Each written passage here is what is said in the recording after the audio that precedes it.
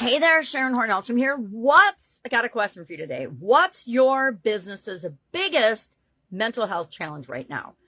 Now, we like to think that everything is hunky-dory and perfect with our organizations and our businesses, especially the ones that are our babies, the ones that we created and are building and supersizing.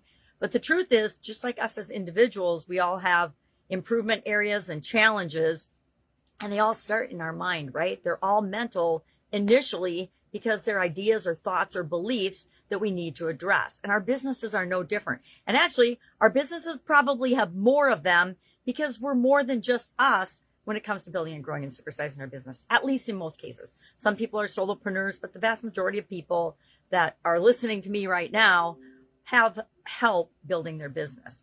So today, my challenge for you, as well as for my Be a Better You annual challenge group, is what's your biggest mental health or mental well-being challenge right now? Now, I'd like us to use a similar process that we used yesterday to identify what that is, because that process to me felt more like identifying challenges and then flipping them around to create mental well-being goals. So the first step was to deeply reflect on our current situation, our current state, our current mental state as an organization or as a culture.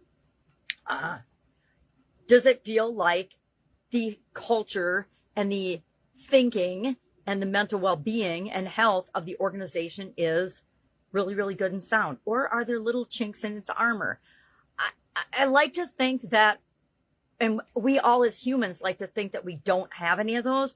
But if we're really reflecting and being perfectly honest with ourselves, we all have challenges, some of us every single day. I don't know about you, but I think we in my organizations and I as an individual face different challenges and options and decision-making points every single day of my life. And that's what the journey is all about, right? It's about how do we handle these challenges.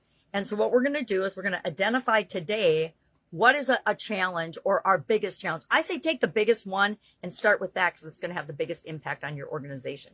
If you know that your organization has pockets of toxic relationships, or if it has pockets of negative thinking or negative beliefs or false beliefs about what your business is capable of, those are things we want to address right off the bat because they're foundational. And if we don't fix that foundation, we're going to struggle for as long as our business exists. But if we fix them, we can build on a solid foundation and create the business that we want.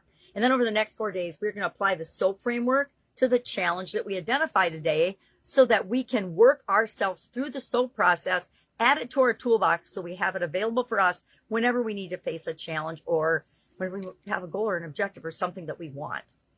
It's not only a process for dealing with challenges or setbacks or obstacles or whatever you call them, roadblocks, sometimes laws and rules and outside influences, competition, whatever you define that as. So we're going to look at that first. We're going to pick one, and it's easy to pick one. You usually know intuitively right off the bat what is the number one thing what idea or thinking or thought related or belief that is holding your organization back. But if you don't, you can look for toxic relationships in your organization. You can look for poor work-life boundaries in your area. Do you have a couple of people in your organization that all they do is work?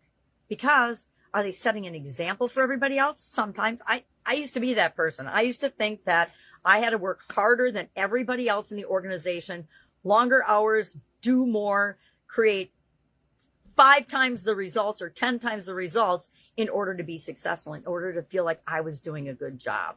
And that did set an example and encourage other people to come along, but it also caused me to burn out and almost die at one point in my life. So I don't recommend that strategy. I think that we can always be improving and always be excelling and being the best version of ourselves, but we don't have to do that at the expense of ourselves. We clarify what well-being and mental health means to us first day of this month. If you need to go back and review that, or if you want to revisit that or get more input on that, go ahead and do that today so that what you choose to work on is in alignment with where you want your business to go as far as supersizing and growing and, being the business that you want to be. But we forget that, I don't know if you do, but I forget sometimes that the lifeblood of our organization is our culture. And that all starts with our mental health and well-being. Most organizations totally ignore this. I know for decades, I ignored it in my businesses and in my personal life until I realized and got a huge wake-up call that it can't be ignored. We have to take care of our thinking before anything else falls in line and everything else falls in line. So maybe this is the area I should start with every year, but I didn't. I mixed everything up this year when it comes to the life framework and the different areas that we talk about every year: physical, mental, emotional, spiritual, financial, relationships, contribution, communication, and confidence. Those are the 9 life framework areas that I use to kind of add structure to my businesses and structure to my life in what is otherwise a pretty chaotic existence for the vast majority of us. So today, all you have to do is pick your biggest mental health or well-being challenge. And we're going to jump into the SOAP framework tomorrow. Any questions about this? If you're having trouble figuring out what one you want to do, it doesn't have to be your biggest. It doesn't have to be the most urgent. If you're like some people, you want to start with something small and build up. But me, I like to go for the gusto and find, okay, what's the biggest thing right now that pops into my head that's keeping me up at night that I need to deal with? And that's the thing I do first, because I know it's going to have the biggest impact on me. And if it has an impact on me, it's going to have an impact on my business. All right, hit me up if you have any questions. Otherwise, have an amazing day, and I will, of course, be with you tomorrow.